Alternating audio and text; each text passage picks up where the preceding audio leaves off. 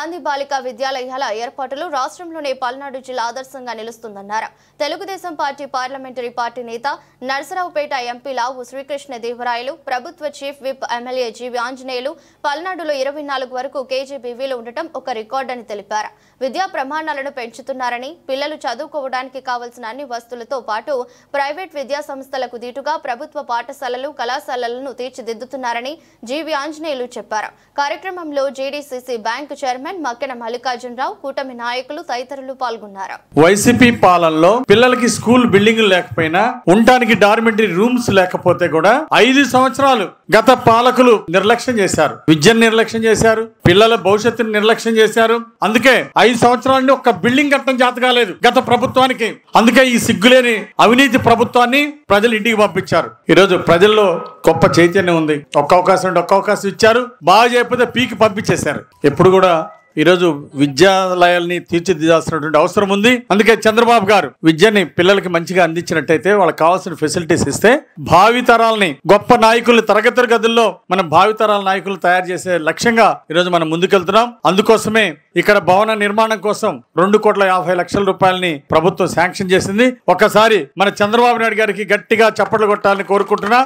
అలాగే మన విద్యాశాఖ మంత్రి గారు నారా లోకేష్ గారు, విద్యాశాఖ మంత్రి గారు ప్రత్యేకంగా విద్యాలయాల్ని ఆధునిక ఎడ్యుకేషన్ తో తీర్చిదిద్దుతున్నారు. అలాగే స్కూల్లో గేమ్స్, స్పోర్ట్స్, అలాగే లీడర్షిప్ స్కిల్స్ పెంచడానికి అన్ని విధాల వాళ్ళకు ఉన్నటువంటి ఫెసిలిటీస్ పెంచుతూ, రూములు పెంచుతూ, కావాల్సినటువంటి తరగతి గదుల్ని ఏం కావాలో, పిల్లలకి ఏం కావాలో అవన్నీ కూడా ఏర్పాటు చేస్తున్నారు నారా లోకేష్ గారు. ఈ సందర్భంగా విద్యా ప్రమాణాలను పెంచుతూ ఈరోజు ప్రైవేట్ బడుల కంటే ప్రభుత్వ పాఠశాలలో నెంబర్ 1 గా చెప్తున్నారని ముందుకు తీసుకెళ్తున్న నారా లోకేష్ గారికి గట్టిగా చప్పట్లు కొట్టి జయజయలు పలకాల్సిందిగా కోరుకుంటూ, ఎంతో ప్రేమ అభిమానంతో నాకు ఈ అవకాశం ఇచ్చిన ధన్యవాదాలు తెలియజేస్తూ, ఎంఎస్ఎంఈ పార్కులు ఈరోజు రాష్ట్రంలో 175 నియోజకవర్గాల్లో చిన్న పరిశ్రమలు, అలాగే మైక్రో పరిశ్రమలు, అలాగే మధ్యతరగతి మధ్యతరహా పరిశ్రమలు అన్ని కూడా తీసుకొస్తున్నారు. దేనికి? 20 లక్షల మందికి ఉద్యోగ ఉపాధి అవకాశాలు కల్పించడం కోసం ఈ రోజు ప్రభుత్వంలో ఏ నియోజకవర్గం ఆ నియోజకవర్గం మరి సబ్సిడీలు ఇచ్చి, ప్రోత్సాహాలు ఇచ్చి, పరిశ్రమలు పెట్టే వాళ్ళకి సబ్సిడీలు ఇచ్చి ప్రోత్సాహం పెడితే దాని వెనకాల అనేక మందికి ఉద్యోగాలు వస్తాయి. 20 లక్షల మందికి ఉద్యోగ ఉపాధి అవకాశాలు కల్పించాలనే లక్ష్యంతో, అన్ని ప్రాంతాలను అభివృద్ధి చేయాలనే లక్ష్యంతో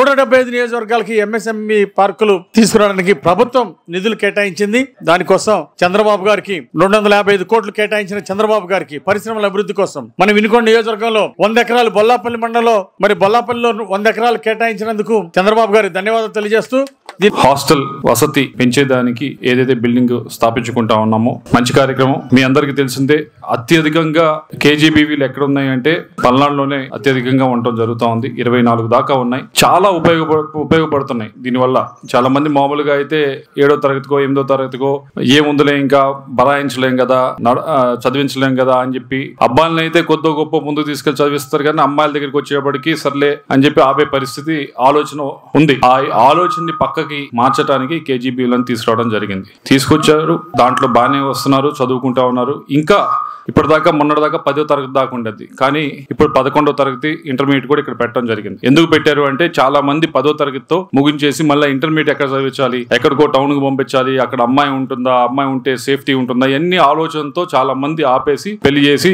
అక్కడతో ఆపేస్తా ఉన్నారు. కానీ మీ అందరికీ ఒకటే చెప్పేది, ఈ రోజు అమ్మాయిలు మీరు చదివించండి సరిగ్గా. అమ్మాయిలు కేవలం ఏదో వినుకొండకి వెళ్ళి సెటిల్ అవడం కాదు, లేకపోతే గుంటూరు వెళ్ళి కాదు, విదేశాల్లో కూడా అద్భుతంగా పనిచేస్తా ఉన్నారు. వారు సెటిల్ అయితే మీ కుటుంబం అంతా కూడా సెటిల్ అవుతుంది. వారు ఉద్యోగం తెచ్చుకుంటే దాంతో మీ కుటుంబం కూడా కొద్దిగా ఉపయోగపడుతుంది. కానీ 10వ తరగతికి సరే మనం భారం తగ్గించుకుందాము, 18 ఏళ్ళకే భారం తగ్గించుకుందాం అని పెళ్లి చేస్తే అది సరైన ఆలోచన అయితే కాదు. ఎందుకంటే ఇన్ని అవకాశాలు మన చుట్టూ ఉన్నాయి, ఉద్యోగ అవకాశాలు ఇన్ని ఉన్నాయి. ఉన్నప్పుడు కూడా మనం వాటిని ఉపయోగించుకోకపోతే అది నిజంగా తప్పు చేసిన వాళ్ళు అవుతాం. సరే, ఉద్యోగ అవకాశాలు రావడానికి, చదువుకోవడానికి ఇదివరకు మీరు ఉన్నప్పుడైతే, మీరు చిన్నప్పుడైతే చదువుకోవాలంటే వసతులు లేవని, కానీ ఇటువంటి వసతులన్నీ కూడా ఇక్కడ క్రియేట్ చేస్తా ఉన్నాం. హాస్టల్స్ కానీ అన్ని ఇచ్చేస్తా ఉన్నాం. ఇంటర్మీడియట్ దా ఇక్కడ చదువుకోవచ్చు. ఇంటర్ అయిపోయిన తర్వాత ఎక్కడికి వెళ్ళి చదువుకున్నా ఫీజు రీంబర్స్మెంట్ గవర్నమెంట్ ఇస్తా ఉంది. ఎక్కడికి వెళ్ళినా రీంబర్స్మెంట్ ఇస్తా ఉంది. ఎక్కడ ఇబ్బంది లేకుండా అమ్మాయిలు చదవచ్చు. డిగ్రీ పూర్తయితే ఉద్యోగం రాకుండా, కొద్ది బాగా డిగ్రీ పూర్తయితే ఉద్యోగం రాకుండా, కొద్ది కష్టపడే తత్వం ఉంటే ఉద్యోగం రాకుండా ఉండే పరిస్థితి ఇప్పుడైతే లేదు. ఉద్యోగాలు చాలా ఉన్నాయి. అందరూ కోరేది ఏంటంటే మాకు ఏసీలో ఉద్యోగం కావాలని అడుగుతున్నారు. సివిల్ ఇంజనీరింగ్ వస్తారు, చదివి వచ్చి మాకు సివిల్ ఇంజనీరింగ్ చదివా కదా, బిల్డింగ్లు కట్టాలి, రోడ్లు వేయాలి కదా అంటే, సార్ అవన్నీ ఎండలో ఉండాలి కదండి, నాకు ఏసీలో ఉన్న ఉద్యోగం ఇవ్వండి అంటారు. అలా కాకుండా నిజంగా కష్టపడే వాళ్ళు కొద్దిగా ఉంటే తప్పకుండా ఎవ్వరికి ఉద్యోగాలు లేకుండా, అవకాశాలు లేకుండా లేని పరిస్థితి అయితే కొద్ది బాగా చదువుకున్న అటువంటి పరిస్థితి అయితే లేదు. కాబట్టి మీ అందరినీ కోరేది